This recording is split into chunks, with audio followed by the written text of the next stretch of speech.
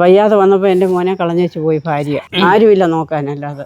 പിന്നെ നമുക്ക് ആശ്രയമാകേണ്ട മകനല്ലയോ?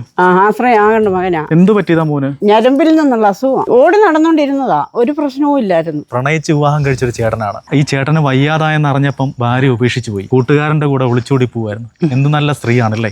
ആലോചിച്ചു, ഒരു മനുഷ്യന് താങ്ങാവേണ്ട സ്ത്രീയാണ് വയ്യാതായപ്പം പോയത്. അവസാനം അവശേഷിക്കുന്നത് പെറ്റമ്മയും അച്ഛനും മാത്രമേ കാണത്തുള്ളൂ.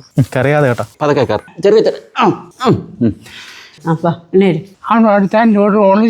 പോയിട്ട് ടിപ്പർ ഓടിക്കുന്നത് ലോറിക്കാരൻ്റെ പോണേ. അന്ന് മാത്രം എന്റെ അച്ഛനും അമ്മയും നോക്കുന്നത് തന്നെ. ഇങ്ങനെ ഒരു അച്ഛനും അമ്മയും കിട്ടിയത് തന്നെ ഏറ്റവും വലിയ പുണ്യമാണ്. ഇപ്പൊ ഒരു നിവൃത്തിയുമില്ല, ഒരു ഗതിയും ഇല്ലാതെ ഞങ്ങൾ കിടക്കുക. ചത്താ കുഴിച്ചിടാൻ പോലും ഇടവില്ല.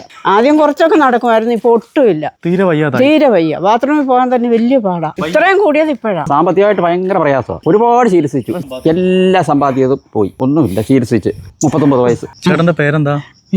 ബിനു. ഇപ്പൊ എങ്ങനെയുണ്ട്? നടക്കാൻ പറ്റുമോ? തീരെ വയ്യ. ആഹാരമൊക്കെ കഴിക്കാൻ പറ്റുന്നുണ്ടോ? അമ്മയെ വാഴ്ത്താൻ.